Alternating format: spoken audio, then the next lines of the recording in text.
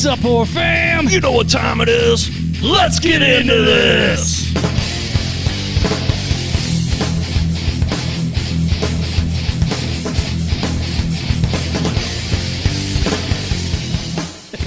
All right, what's up, horror fam? What's up, everybody?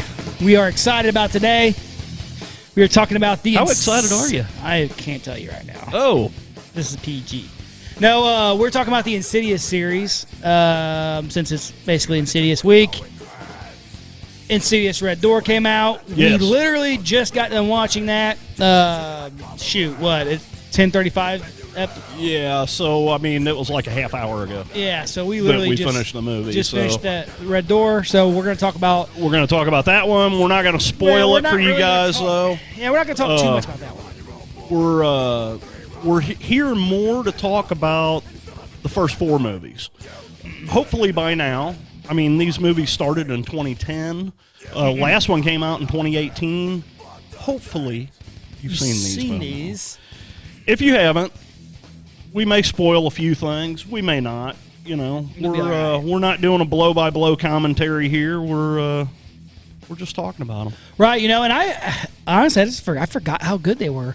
I knew they were good, don't get me wrong. I've always said I fucking love the Insidious movies. I just, you know, I mean, honestly, it's been so long since I watched, like, the first one and the second one that, like, I completely forgot. That's how stupid it sounds. I completely forgot that, you know, Elaine died in the first one. Yeah. Elise. Elise, my bad. Yeah. I completely forgot. I'm like, what the fuck? Yeah.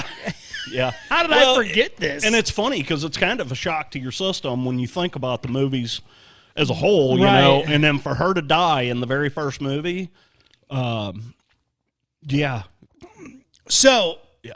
If you haven't seen them, it's a definite shock to your system because you're like, how the fuck is she in these other movies? Well, we're going to tell you how. Yeah. So, question for you. If you can think about it, I know it's probably been a minute since you watched all the other ones.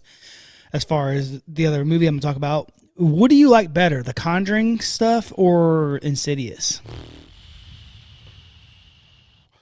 First Conjuring movie, I think, is one of the best movies to come out in a long time. But as far as a series, I think I like the Insidious series better. Sweet, we're on the same page. Awesome. I'm not downing the other Conjuring movies by no means. It's just the way they put this series together. This Lee Winnell, the guy that wrote, all of this. Man, the guy, he really thought out what he was doing, and he made it to where, these movies are going to overlap each other, and this is going to pull out of this film, and that's going to pull out of that film. And I'm going to tell you right now, the new one's no different. Very cool the way he put these together with the help of James Wan. I mean, the man. James Wan has done some of the coolest shit that I've seen in a long time. The guy has truly got an eye for horror. Well, he, the way he and I asked you that the other day when I was talking to you about, and today you didn't ask me nothing. And today we were talking about it real quick at the movie. But so James Wan didn't do the last two movies, and you can tell. Actually, James Wan didn't do the last three movies. Yes, now, and you can tell, like you can, but they still flow together really well. No, and it's not really necessarily the flow of the movies I'm talking about. It's the way it's filmed. Like the part 1 and 2 to me, which we're gonna get deeper into, guys, on some things, but like part 1 and 2 to me definitely have the Wan feel. It has a Conjuring feel. You know what I mean? Yeah. There's that atmosphere, that darker, more ominous atmosphere that he creates. Yeah. And you could tell that. Like now, part 3, I like all these. Like we just agreed on that. We feel, just us guys personally, that the Conjuring or the Insidious universe, or whatever you want to call it, series, is, to me, better than the Conjuring stuff. Now, That's no disrespect to any of that the Conjuring stuff, because dude, I love those as well. Right, I do too. For me, the first Conjuring movie is a fantastic film, and then the other two fall kind of short for me. They're still great movies, but they don't, as far as a series, as movies sticking together, you can't get any better than this Insidious series. Really good. It's insane, and we're going to talk about a lot of that. So let's just throw this out there. So the first Insidious movie came out in 2010. It was directed by James Wan, written by Lee Winnell, and it starred Patrick Wilson, Rose Byrne, Barbara Hershey, and Lynn Shay. Barbara Hershey is exciting to me because of the movie The Entity. Yes. I've seen her naked. That's why it's exciting. Yes. But the first movie, what's cool about the first movie is they really give you that all-American family. You know, it was almost like Poltergeist-ish.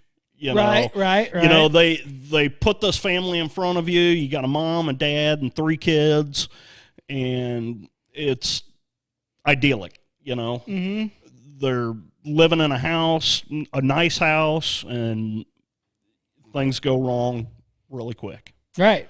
Yeah, and you know, like you said, it paints so when I rewatched all these, and even the one we just watched, I was trying to think about where the director or the writer, where their head was when they were doing what they were going for. What were you thinking? You know, like what were you going for here? What are you trying to portray here? And the last movie just said it all for me. You know what they're going for, and you can tell me if you think this, but I think that they're going for like love conquers all. True love conquers all. Like, you know, like when I say I will go to fucking hell and back for my kids. Right. Like these, you know, in these series, they pretty much kind of did do that, you know? And it's a battle for like the eternal like soul, the eternal love type thing. I don't know. This is what this last movie we just watched. You guys will see what I'm talking about. The last movie that's what I feel like I got out of the whole series is that it's love conquers all. You know, that's just the way I look at it. It's weird, you know, being horror but if you think about it, I mean, most fucking horror movies, I mean, if it's not like a slasher, you know, and even some slashers are that way, but most of them are, you know, a battle between good and evil, light, dark. Like you go to fight somebody or some entity or do something because you care for someone else. That's the whole reason you're doing it. Yeah, you know. Oh yeah. Like so, that's where I got out of it. Now there's a shit ton of underlying stuff in it, you know. Oh yeah, absolutely. That's just like, okay, look at, so he just pulled up the IMDb for the first one, right? Yeah. What do you think is the point of having the S and the I red? I'll be honest with you, I really don't know. I don't. There's a purpose. And that's there's a reason they did that. And that's why I was getting into, like, when I was watching these films, I'm trying to think of why they did Why did they things. do that? Is it C? Yes? You know, see, no, I don't know, but yeah, it's just, but every one of them is the same way. Yeah, so there's got to be a reason, which we should have looked into. Yeah, we should have, but hey, we didn't do our research. But and honestly, like I said, this is not we're not going to tear these movies down. We're just going to talk about them. Well, so here's what I told my wife this morning, because she flat out asked me, why are you guys doing this? And I said, well, for one, ratings. No. Bazinga. I said, for one, the new movie just came out, and I just wanted to talk about these films. And I'm sorry, I'm gonna go out here and do this. as far as this series goes, I'm going to get it out of the way right away. Absolutely love the first and the second movies. The third and the fourth movies are great. The third one is not one of my favorites, but it's still a great film. Right. The fourth one, phenomenal. And for me, it's the way it ties everything together. The reason why I love the first and the second movie so much is the first movie, you get the groundwork. You get, here is what's going on, here is what's happening with this family. And you see all this weird paranormal stuff happening, but you really don't know why. And then once you get into the second movie, they start tying it together. And all of a sudden, the second movie, things in the second movie are happening at the same time in the middle of the first movie. Right. You know, and you're getting right, and you're seeing. It's like you're behind the scenes. You're seeing why this happened. Yeah, it's really cool. This is why this thing moved, or that door opened, and I fucking love that. I think that Leigh Whannell and James Wan are absolute geniuses for putting this together the way they did. Oh, and not only that, but one thing I absolutely fucking love that they did with this very last film we just watched. Like I said, guys, we're going to do hints here and there about the film. We're not really going to get into it too deeply, but what I fucking love about what they did with this film, with the newest one that we just watched, Red Door, is that they used every same character. The exact same person that played those people are playing those people now, and they're old. It's just fucking perfect. Yeah, yeah. You know, it makes the movie that much more fucking real. Yeah, so in the new one, you're seeing Dalton all grown up. I mean, he's went to college. Same kid. I mean, it's the exact same kid, Ty Simpkins. Yeah. You're seeing him grown up. Same, the same 20-something-year-old college student. The brother, same kid. Yeah. I mean, they just killed it with that. Yeah, they killed it with that. I love that they did. Yeah, that. It's awesome. I love that they did this. But I'm not going to go there. But so in the first movie is all about the Lambert family, Josh and Renee Lambert and their kids. We all know, if you've seen this movie, you should have seen this movie. It's a fantastic film. Their son Dalton, something happens with him, and he becomes basically comatose. Mm-hmm. And they are struggling, trying to figure out what's wrong with him. And finally, Josh's mother, Lorraine? Josh's mother? Josh's mother, who is Barbara Hershey. Right. I got this pulled up right here. Yes, look. All I got to do is scroll down. Yep. Lorraine Lambert, Josh's mother, decides that there's something going on with the paranormal activity that's been happening inside the house, and she's going to call in a friend because she thinks she knows what's going on. And the reason why she thinks she knows what's going on is the exact same thing happened to her son, Josh, who is now Dalton's father. And, I like how they do this, and as we get into some more of the other movies stuff, you'll see what we're talking about. But I like how they go the exorcism Emily Rose route, what I mean by that is they go with the technical and medical terms of what they think is wrong with someone compared to what the spiritual term may be. There's something attached to them. So, you know what I'm talking about. Oh, yeah. I know exactly what you're talking about. It shows that maybe sometimes crazy people aren't really that crazy. So, I like that concept. We're batshit. Yeah. So, synopsis of this movie is they're fighting for their son who is comatose. They found out that he can astro project, so he has went out of his body, and they learn from Len Shay, Elise, that he is in a place that they call the Further.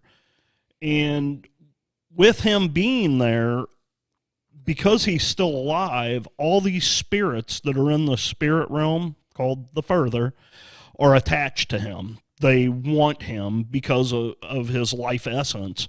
So they are trying to get out. So they really want Dalton's body, is what they're trying to do. So, of course, whenever she comes in to the picture, she figures it out pretty quick whenever she goes up and sees Dalton. So Dalton is in the house. He's comatose in a bed inside the house. And when she goes up to see him, that's when she notices that there's something dark. There's an evil presence inside the house. And she sees the red-faced demon. Right. At that point. You know, and I'm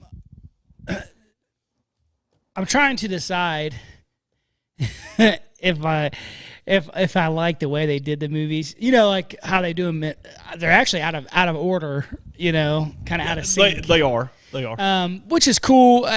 Is sometimes for me, I'm like, yeah. What Ryan's getting at is the first two movies are in order, but you get confused because there's a lot of going back to the first movie and the second movie. Things that were happening in the first movie are caused by actions in the second movie. And then like the third movie is a prequel that happens just before the beginning of the first movie. Yeah, and then the fourth movie goes back even farther. The fourth movie actually starts in 1953 when Elise is a little girl. And they don't stay in 1953 for very long. They skip forward. But the fourth movie takes place just before the third movie, which takes place just before the first movie. And then the second movie is in the middle of the first movie. But the third movie plays into the second. Have we confused you? And now you're lost. But now we've confused you. But no. But that's what I'm talking about is that kind of genius that they picked. Like in the third movie, we're not going to get too far off of this, but in the third movie, there's a part where Elise and Carl and Quinn are walking down a hallway, and they walk through a doorway, and when they walk through that door, Ryan shits his pants. And when they walk through that door is when they see Dalton in the attic. Mm-hmm. In the very first movie, he was climbing a ladder in the attic and fell off the ladder and was laying on the floor.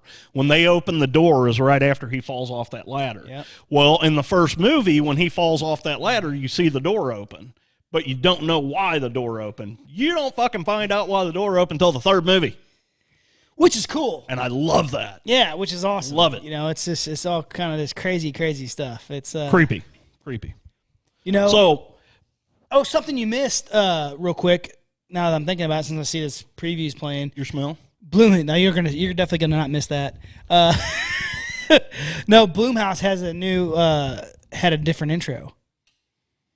Like, you know, the regular intro? Yeah. It's really cool, but this one had a different one. Oh. It was really cool on the movie. You were in the shitter. Oh. When we watched the new movie, but it's a really cool intro.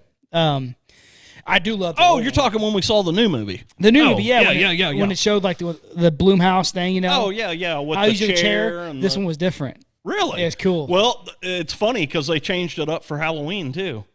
Because when that little segment before Halloween, you could see Michael Myers staring through the window. Yeah, in the woods. Yeah, so that's the same one. Yeah, so you did. Okay, cool, cool. Pretty cool. Oh, was that the same one? Yep. Oh, sweet. Okay. So it's the same intro they did for Halloween. Fuck yeah. Nice. But anyway, first movie rolls along. You know, we're like I said, we're not doing blow by blow. Yeah, we're just going dark.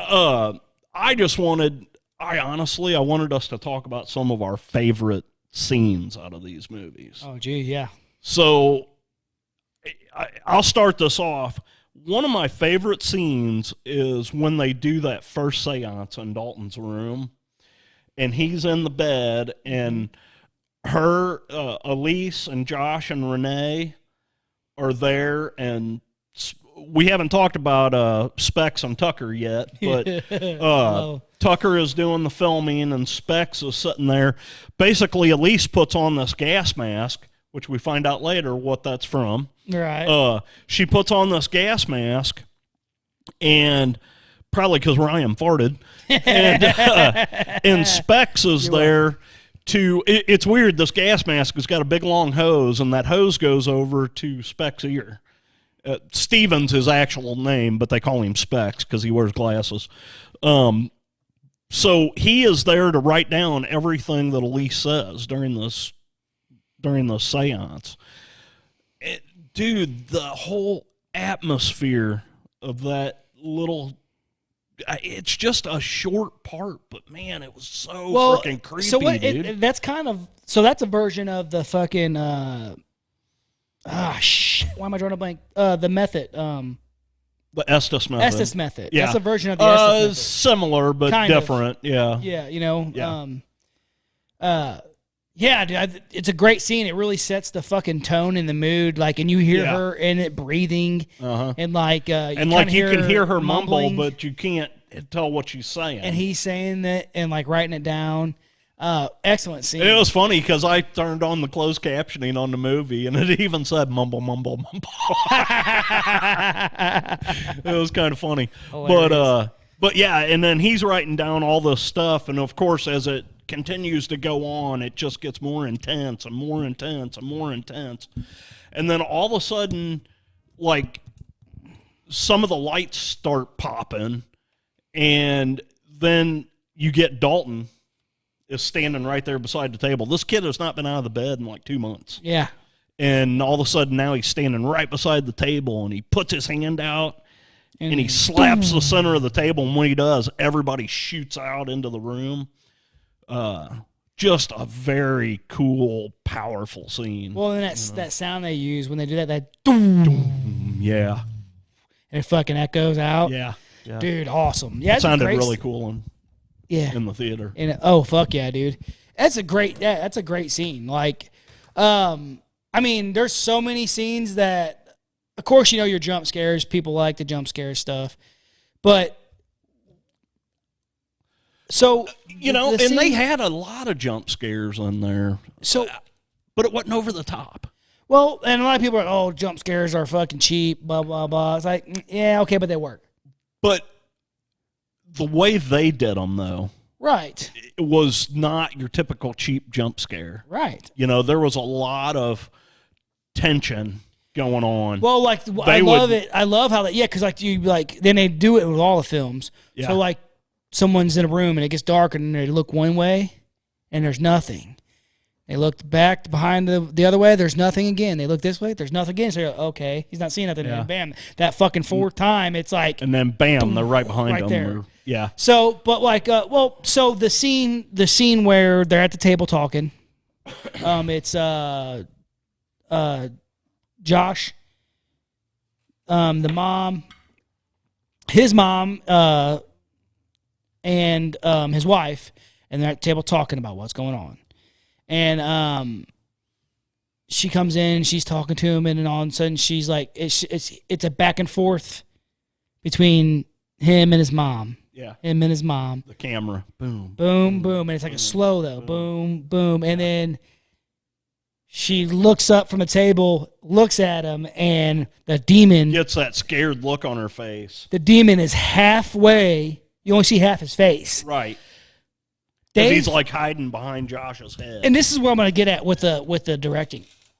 And I mean, I don't know if maybe the director doesn't have so much to do with this, but the makeup at that time was amazing. Yeah, yeah. If you noticed, like in the other ones, the makeup was kind of, I don't know, it looked off to me. Yeah. That one looked amazing. Super vibrant, like for as vibrant as can be, like the black. Well, and it was weird because it was during the day too. I mean, he wasn't in the further whenever she saw that demon face. Right, you know, and that's a jump that fucking really gets you, you know. And wait a sec, I gotta think about this. I've been watching all these movies. There's a scene I want to talk about that I really fucking love, and I can't remember if it's in the first one or the second one. I think it's in the second one, so I might wait. Okay. If you want to. Well, I mean, we're just here to talk about these movies as a whole. Cool. Because there's a scene that I really fucking love, and it's the fucking tiptoe through the window scene whenever she's fucking taking the trash out. Yeah. And that fucking, you hear it go, you hear the fucking record go skit, like, off of what she was listening to. And then it goes, and then that fucking song kicks on. You got to build up that scene, though. So what you're talking about is in the second film. Mm-hmm. They have moved. They've moved into a new house, and they don't like this house, so they end up moving out to another house, and the spirits have followed them. So they're there. Josh is a school teacher, so he has went to work, and the mom is there alone with unpacking still. With the babe. Dalton is still comatose, and oh no, I'm sorry, this wasn't the first film. That's what. Okay. Yeah, this wasn't the first film. I'm sorry. So Dalton is still comatose, or was he? Yeah, see, it's all fucking blurry. But anyway, she walks through the laundry room and she grabs something, and as she comes back through the laundry room, they very subtly, the camera is following her, but if you look off to the side, you can see this little boy standing there facing the wall. Like, you can't see his face. All you can see is like the back of his head and his back. He's wearing like an old derby hat. Fucking, you can tell he was like from like the 30s or something. 40s, yeah. And, she walked right past him. She doesn't even see him, because he's off to the side a little bit. And then you're like, it's so quick. You're like, oh my God, did I catch that? Is that really somebody standing there? And then she goes and grabs the trash and takes the trash out. All the windows are open. Yeah, all the windows in the house are open. So as she's leaving to go outside to take trash out, she opens up the back door, and then all of a sudden you hear, like, she's playing music. And all of a sudden you hear that go, it exit off, and then all of a sudden you hear that tiptoe through the window song starts playing. Yeah, tiptoe through the tulips. Through the tulips with me. Yeah. And, like, she's walking past, and as she's walking back, and this is what I really love, because it's creepy as fuck. Yeah. She's walking back, and she looks up into the window because she hears the song, and then she sees this kid dancing, and he's dancing, but it's fucking creepy as shit. Yeah.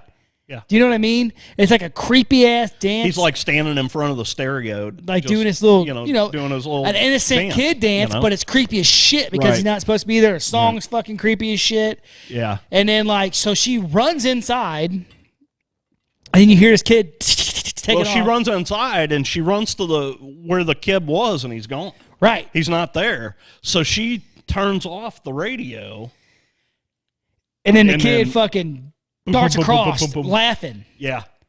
And so she takes off because he ran towards the room. Yeah, he ran down the hallway. And so she walks into the room, and she's looking around, and Dalton's still in the bed, Right. And then she sees the old. So that proves that this was the first movie. Yes, she sees the old school shoes. Yeah. In that little thing, and she's like, gets a hockey stick, and she walks over there and cuts across, and there's nothing there, of course, blah, blah. But then she hears them giggling. Yeah. And she looks up, and it's a small, like an armoire type thing. Yeah. And then all of a sudden, boom, he busts through a door. What pisses me off, though, is that I need to pause it sometime because his face actually looks creepy. Yeah. But you don't get to see it very well. Well, they had him painted like white. And his teeth were fucking weird. His nose was kind of pointed. Yeah. Yeah, very, very cool scene. I love that scene, dude. Some of the others is like, oh, and this is something I noticed.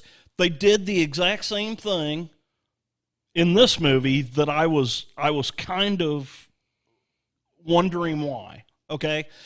In the first movie, Lorraine, Josh's mom, she brings the pictures out and is showing them to Renee, Josh's wife, of Josh when he was a little boy and the bride in black. Like, every picture she would show her, getting closer. She was getting closer and closer to him. The next time those pictures come up were in, I think, the fourth movie, which is called The Last Key. they're looking at those same pictures, but all the pictures are different. There's one picture in there that's the same, like Josh is the same, but the pictures, the bride in black is different. Still looks the same, but she's like different. The one where you really notice it is one of the pictures that shows Josh holding a puppy. In the first movie, he's holding this puppy, and behind him is a parked car. The bride in black, you can see her face like she's sitting in the front seat of the car. Yeah. The next time you see that same picture, it's like she's standing on the hood of the car and like it's covering up the roof of the car. So she's moving inside history. Inside the pictures. Yeah. In this movie, they showed those same pictures. All of the pictures were different, though. And I don't know why they did that. Maybe I can't. Yeah. Maybe to get people like me to ask questions. Yeah, right. Why the fuck did you do that? Easter egg. I don't know. I mean, because surely they still got the original pictures from the first movie, but maybe they don't. I don't know. And maybe throughout the timeline or whatever, like history's changing and moving, and the pictures are moving, and maybe that's a good point. That's a good point. I couldn't figure out, because when they started showing those pictures again today, this morning when we were watching that, I was like, every one of the pictures was different. Right. Like, they weren't even the same. Like, everything was different about them, you know? Yeah, it's weird. And I don't understand why they did that. Well, and he also didn't he have some pictures of his dad? In this new one, yeah. That's what I thought. Yeah, they were showing pictures of his dad that he never met. Right. The man that he thought was his dad was not really his dad. Oh, but man, we're giving away some shit here. Dude. Sorry, spoiler. Spoiler. But anyway, yeah, so many powerful scenes. When he goes into the further, towards the end of the movie, when he goes into the further and he goes to the house and he's walking through the living room, and the creepy people that are sitting on the couch and the lady doing the ironing or whatever. Mm-hmm. And then she pulls out a gun and kills them. Yeah. Dude, just fucking creepy. See the dark creepy. That's what I'm talking about. Like, oh, and I've got Ghost Boy tiptoe through the tulips on here. Dude. Yeah, that scene was just that awesome. Song is creepy as shit. Yeah. It's just an old song. Yeah. You know what I mean? But yeah, the Bride in Black, I think they did a really good job with her. Him. Yeah, because you find out through the movies, not the new one, but through the first 4 movies, that it was a woman, that it was a progression. This little boy was traumatized by his mother. His mother wanted a little girl, and she got a little boy, so she forced this little boy to dress as a little girl and changed his name and everything. Yeah, it was... And very creepy. But then that little boy becomes the Bride in Black. It's pretty cool. Which is a serial killer. It's pretty cool how they fucking put all that together is beyond me. It's crazy, man. It's crazy. It's very fucking cool, though. Very cool. That's why, for me, those first 2 movies are just so good. I mean, they're just so... There's so much there to unwrap. And I want to say, you have the same writer, but you got James Wan as a director. Yeah, I mean... the second movie, so the first movie was all about the Lambert family and their struggle with their son who was comatose. And in the second movie, though, Dalton has come out of this because, they saved him. Oh, we didn't even talk about the big spoiler at the end of part 1. Yeah. Which we mentioned earlier, the death of Elise. And then come and find out it was Josh that killed her. But it really wasn't. It really wasn't Josh. We find out that he's essentially possessed by the Bride in Black. But then you get to the second movie, and you think it's all going to start over. Well, the second movie is really all about Josh. Mm-hmm. It's all about him, you know. The spirits have taken over his body, and what's cool about the way they did that is at the beginning of the movie, he's very vibrant and full of life, and then as the movie goes on, you slowly see him decay into it's like that murderous rampage. It's like the American Werewolf in London, freaking. With every time you see, every time you see, not David, but Jack, his friend Jack. Every time you see Jack, he was more decayed. Yeah. And that's kind of what you get here. And it was kind of, Kubrick did that in The Shining with Jack Nicholson. You know, as the movie went on, you could just see in his face the madness. Well, and it's cool because it kind of explained in there, too. He's like, you know, his tooth falls out. So then he's like talking to the spirit, or he's not. The Bride in Black is technically, because that's who it is. Right. And she's like, you're killing his mortal body or something like that. Like it's the longer he's away from it, the quicker it's going to start decaying. And yeah, and you find out as the movie goes on that, you know, Josh, the real Josh, is stuck in the further. He can't get back to his body. Right. And that's why, you know, all this chaos has been happening. But one of the notes I put on my paper here was ties what's happening in with part one. Some of the stuff that they did in this, the scene that comes to mind the most for me is they show a video of Josh when he was younger. Being interviewed by Elise. Because at this point, you know that Josh is the one that he was astral projector, and Elise had to come in to help him and his mother. And so the movie starts out in, like, I think it was 1986 is what it said. Like I think is what it said at the beginning. But anyway, Elise comes in, a younger Elise comes in to help Josh, and she's doing a video thing. She's going to hypnotize him, and she's videotaping it. Well, in the first movie, you see that video, and there's a point in that video where Josh stands up, and he kind of looks over his shoulder, and he says, "I'll show you." Yeah. And they never could figure out what was going on there. Well, in the second movie, you find out that what is happening is Josh has went back to this house, and he's in the further. He's grown up Josh, the real Josh, is in the further, but because he's in the further, there is no, like, time and space is totally different. Right. There, you know, there is no relevancy of time. So he is actually, young Josh, while he's hypnotized, is actually talking to older himself, Josh, trying to help him find Dalton. Yeah. And it's very cool because they show that scene in this movie, and then once they show that, Elise is there because she has died. She's now in the further forever, but she's still trying to help. And it was so cool because in that, she found out what all of that was about. Because there's a point where young Josh walks over and he points towards a door.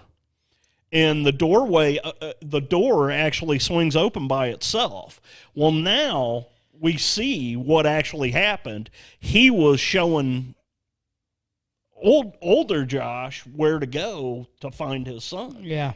And it was actually older Josh that opened that door that the younger Elise saw. Yeah. And didn't know what was going on. They did really, dude, I just fucking love the way they fucking did this, dude. And it was just amazing. They did a really good job casting that younger Elise, too. Yeah. I thought they did really good with that. Yeah, she looked... a lot of the people that they cast as their younger selves looked very similar to... Right. You know, who they were supposed to be portraying. And just the way they... Like, Lee Wanell wrote this is just awesome. Yeah. I mean, the guy, he just... He's got a fucked up head. Well, see, what's cool is he's just brilliant. I have ideas for stuff, but there's no way I'd be able to write all this and make, you got to write the dialogue. You got to write like what's going on, who's doing what, like as they're talking. Like that's a lot. Now, in his credit though, he had a lot of help and some big boy help with James Wan directing this. And then when you get to the third one is all, Lee Winnell. Mm-hmm. He wrote and directed, but James Wan was still there. He was there as a producer. I actually would like the third one. I know you like it, but it's just not your favorite. Yeah.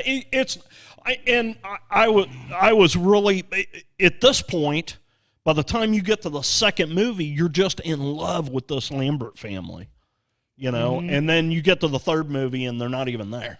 Right. And you're like, what the hell's going on? And then you realize, it's before the Lamberts. Right. And it's now you're getting into the point where it's more about Elise. But you also, you hear a lot about Elise and like leading up into what's going like. The third movie is about Quinn and her dad, and her struggle, but they're pushing you towards Elise. And it's all about her. By the time you get to the fourth movie is all Elise. And see, that's what I'm saying. Like, when I told you guys at the beginning of this episode that, like, what I got from this is true love and love conquers all. Because even in the fourth one, whenever, is there anything else you want to talk about with the third? No, there was a couple scenes, like, and it was a very powerful scene. We get to see the part where the mom is abusing the little boy, and your name's Meredith, and that whole "don't you dare," she slaps him. Well, we get to see Rose. Rose actually sees that whole thing go down, and it was very creepy because they've actually went to stay with Lorraine at Lorraine's house at this point, and which is where Josh grew up. And the whole scene with the piano, every time she'd walk upstairs, the piano would start playing, and she'd go down, there'd be nobody in there. And then they had the little baby walker thing that would start making noise all by itself. Loud as fuck. Yeah. And so, when she walks into the living room and she sees the lady sitting on the couch. Yeah. And then she gets up and she walks away. And as she walks past the doorway, she disappears. And then all of a sudden, when she reappears, she's right in front of her. Yeah. Don't you dare. And then you find out too that was, Josh the whole time trying to communicate with her. Yeah. Playing the piano. Playing that song. Yeah. Like trying to communicate. Yeah, just very fucking cool moments. And then, of course, the seance with Carl. Yeah. I'm a big fan of seances. When Carl, so in the second movie, they introduce you to Carl. And Carl is a friend of Elise's, and he's psychic too. And he uses these dice that, like, he can throw these dice, and they have words on them, and they will make sentences. So that's how he communicates with the dead. So when he's having that little seance, and he's throwing those dice, and he's trying to talk to Elise, and there's something keeps coming up, right. kill, and just a very, very cool. Mother Mortis. Yeah. Mother Mortis. Yes, I forgot about that. Yeah, very cool. Very powerful. Yeah, man. But one of my all-time favorite scenes out of the entire series, and it's so, I don't know why, it sticks with me. Josh is stuck in the further. We just saw this because, of course, there's a scene in the new movie that is directly from the end of the second movie. And so I was like, dude, when we get back to the house, I got to watch that scene because I got to see that again. It's completely tied together with the new movie.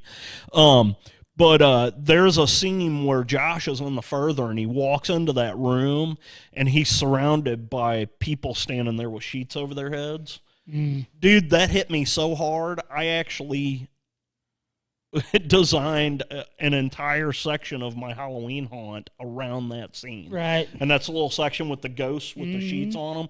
It is directly because of that scene in this movie. Yeah, it's freaking awesome. That's the whole reason why I wanted to do that. It reminds me of like the... It's just creepy. And the scene where they walk in and all the people are sitting in the pews in the first one. Yeah. Yeah, dude. Oh yeah. Yeah, it's like the nurse scene from Silent Hill. Yes. Dude. Yeah. So good. Yeah, just so creepy. But so creepy. But anyway. So, and then the third one, it goes into another family that was mainly, it's kind of like they're telling Elise's story too, though, the whole time, really, because they really are. Because it's kind of like with The Conjuring, with the Ed and Lorraine thing. It's their version of what's going on and what happened. Right.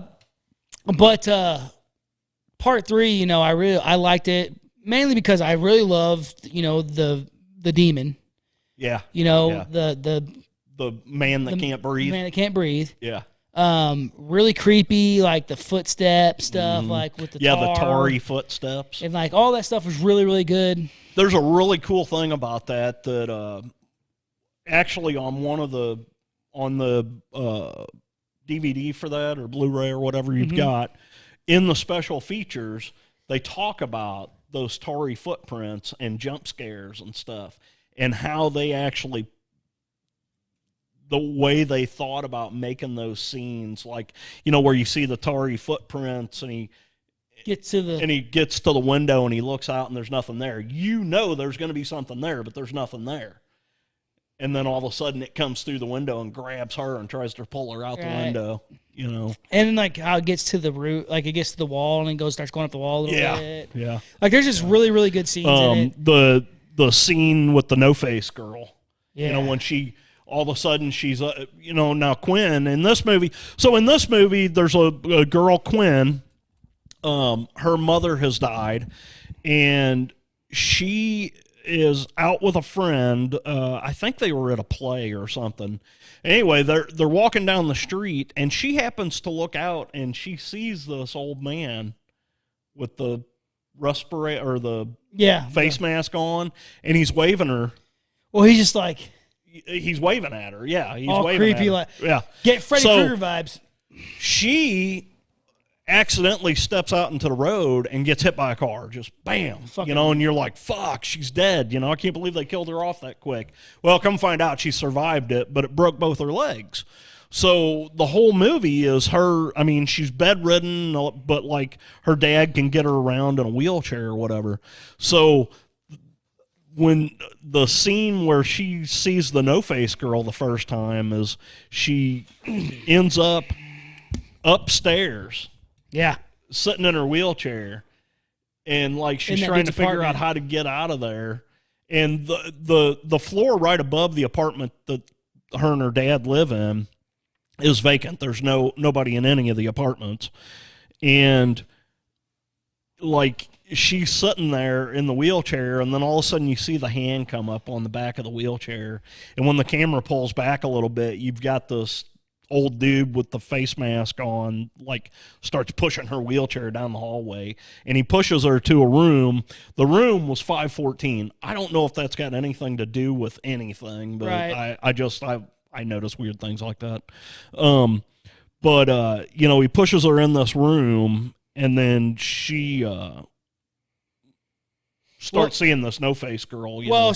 He throws her out of the chair. Right. And then when she's laying there, she sees this no-face girl crawling in, no hands or feet, and she's crawling out of the room. And this no-face girl is really her soul. Half her soul. The demon has half her soul. Yeah.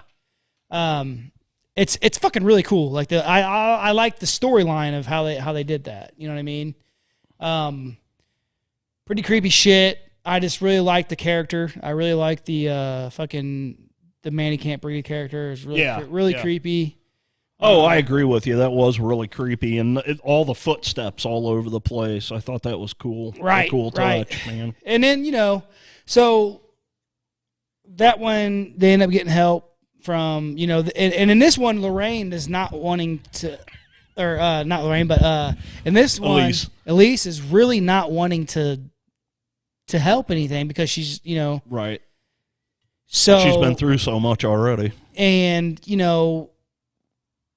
so she ends up coming to help anyway because of the dad talks or whatever. But what's up? When they show up at the house and they're on the porch, and she introduces herself, and then Tucker's standing behind her, and he's like, she's psychic. We're sidekicks. I was just like, what the fuck? Specs and Tucker are hilarious, dude. They're like some of my favorite characters. I love them guys, man. Hilarious. Love them guys. She's psychic. We're sidekicks. And everybody that he says that to is like, what? He's like, never mind. Never mind. But so and then like Elise, she ends up trying to help or whatever, and then like the demon tries to get her to believe that her husband's there and all this stuff. And if you haven't seen this yet, I mean, shame on you. Shame on you. So like she ends up saying, talking to her husband, because it really is a great movie. Who she thinks her husband is, and he's like saying that she could be with him forever. She just needs to, basically kill herself. And then she's like, well, I know that you're a liar. Why am I drawing a blank on her husband's name? I don't. But she's like, he would never. I didn't write it down either. He would never want me to kill myself. And then she like slices him across the fucking face and shit. Really good, really good movie. Ends up Elaine, of course, saves the day. And then like. Go ahead. Well, what I was going to say to add to that was they had like the little seance deal, and during that little seance, when it's like him and the girl having the seance, and Elise is, it's him and her and Elise. At this point, she's alive. They're having a seance, and she's on the further, and she actually gets attacked in the further by the woman, the bride in black. But what was cool about that is during that attack is when they take you all the way back to the first movie, and you see the bride in black throw her in the chair and choke her to death. Right. And it was just, I was like, fuck, dude. The way they connect everything. Yeah, it's just the way they connected it all. Yeah, man, and I mean, cool, man. Part 4, great too. Again, with this one's all about Elise and her history and all this other stuff. And I think they kind of left it open to maybe more with her granddaughter, or not her her niece. Her niece, yeah. But like this one's really good too. I enjoyed it thoroughly. But what I was gonna get at earlier, like honestly, I mean, you can tell through all this that it's all about like love and family because like she also comes to realize, and what's crazy about this is, and what I was thinking about, like her dad, it wasn't her dad, it was something else that was possessed her dad, right and like, her dad in the fourth one, the fourth one starts out her as a little girl in 1953, and her dad was a prison guard, and they lived in a house that was right by the prison, and he was very abusive to her. And like every time, like she had her abilities and her powers, like when she was a little girl, and her dad just hated that. And he would, every time she would talk about ghosts or something, he would beat her. Well, something that's really cool that I realized is that, so now that you think about it, once you get to see what's going on, because in the movie they talk about her mom saying, "Oh, well, some people are scared of people who can see things and do things." That's not it at all. What it is he or the spirit is trying to get her to shut up, right, and not talk about it anymore, and just let it go. Yeah, that's what got me when I was thinking about it. I'm like, oh, dude, so it's not even, he's not trying to abuse his kid because he's scared of anything. It's because he wants her to shut up. Shut up. Yeah. About what you're saying. Yeah. Like, so that was pretty cool. Like once you get that concept. But what I was going to get at too with the whole love thing, this movie is all about her basically coming back home. Yeah, because someone moves into the house. Turns out he's an asshole, not a good guy. Right. He's going through some shit too because of what's going on. Well, and then you find out he's also possessed. Right. So it's like a big vicious circle. Yeah. Yeah. But dude, like some of the shit that they did in this film was was really cool. Like when they go in to like, so she runs into her brother. So Elise ran away from home when she was 16, and she hadn't been back in like 50 years or something. You know, right. And so her and Specs and Tucker go back to this house because the guy that owns the house has called her, like Ryan said. And they go there, and she runs into these two girls and just strikes up a conversation with them. Looking back, you know, with her ability, she had to have known. Well, you know in her face when she sees them. She sees them and she follows them. She knew who they She knew who they were. That's why she said, you remind me of someone I know. Yeah. Come to find out, these two girls are the daughters of her brother, who is upset with Elise because he left her, or she left him there with his abusive father. The real monster. With the real monster. But whenever they go into the house and, like, they're looking for... the whistle? When they're looking for the whistle, and they go into the house, and, like, the one niece is walking through... Because one of the girls has disappeared at this point. And the one niece is down there looking for the... She's looking for her dad. You know the one that goes downstairs? Yeah, when she's walking through the basement. Yeah, she's looking for her dad. Just the atmosphere of that basement. You know, as she's walking by, like, the camera's panned back, and she walks, like, behind a pillar, and on this pillar, there's, like, some clothes hanging on this pillar, and as she walks by, the clothes start moving. You know, like the arms move on them. Right. And then she walks over, and she's standing in front of, like, a uniform. And as she's standing there, you see the hand come out of the sleeve of the uniform, and it's got the keys all stuck to its fingers. And then it touches her hand, and she jumps, and she turns around, and it's gone. The uniform's still hanging there. Right. But just really cool. And that scene where she's down there looking for, like, they're looking for that whistle or whatever. She's down there, and, like, she's looking through these keys on the counter, and she's like, she walks away because she thinks something there, and, like, it, like, jiggles. It moved, yeah. Jiggles. And she's like, and then she lifts it up. It's a hand with keys on it. Yeah. And then it fucking, dude, gnarly scene. Yeah. Gnarly. Definitely. And then that's the first time you see the key face demon. Right. And he crawls across the floor, and he puts the key into her throat and, like, locks her voice box so she can't scream anymore. It's crazy. Fucking cool, dude. So, but what I was going to get at, too, is that, like I said, it's really cool the fact that now you see what the real intentions of that person, what, like, her dad, who is possessed, who's trying to get her shut up. Don't worry about stuff. Yeah. And then, like, but what I was talking about with the love thing, you know, in True Love, like, it shows that whenever they're into further or whatever, and the demon has all these different souls he's possessed in these cells. Locked in these cells, yeah. And, you know, her dad's one of them. Yep. And he's getting beat every day. Like, and but that scene there, you know, the demon's getting ready to fight Elise and is going to kill her or something, but the dad comes up and his soul comes up and grabs the demon. Right. And it's like, I'm sorry, you know, and then it saves her, gives her time to, you know, and then to get away. And then the mom comes and fucking, they get that. It's really cool. Like I said, the whole series is just really, really good. And we're not going to talk about the new one. We will tell you that we enjoyed it. Yeah, really good film. Brought everything together. Really good movie. There are some throwbacks to the old movies in there. Right. You know, that's just how they do these movies. You know, so you're going to see some stuff in this new movie that you're going to be like, that's why that happened in the old movies. Yeah, you know? that's cool, yeah. And, you know, it's just fucking cool the way they did it. So definitely pay your money to go watch it. So much cool shit, man. Got to go pay your money to go watch it because we got absolutely. We got to support Hollywood, man.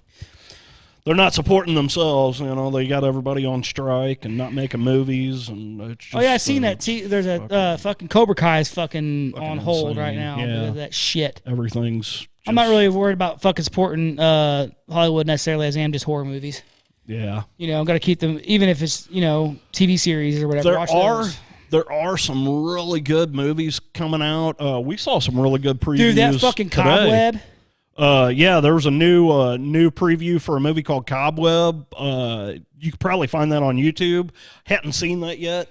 It looked really fucking good. Fuck yeah. And then Talk to Me comes out in a couple weeks. Mm-hmm. That's gonna be a good one. You know, we've got The Nun coming out in September, October. I think we're getting the new Exorcist. You know, there's just all kinds of stuff getting ready to go hit. out. I mean, pay your money, see you get tickets. Support these theaters before they disappear. Got to support them. You know, we were like one of the only people in the theater today, but you know what? We paid, support it. Yeah. That's what we got to do, guys. But yeah. But anyways, guys, that's our stuff on Insidious. Love them. You're gonna like the new one. Go check it out. And we're gonna be on to the next one, man. Go check us out everywhere. Subscribe, like, share, all that good stuff. But more importantly, as always, until next time, keep it creepy.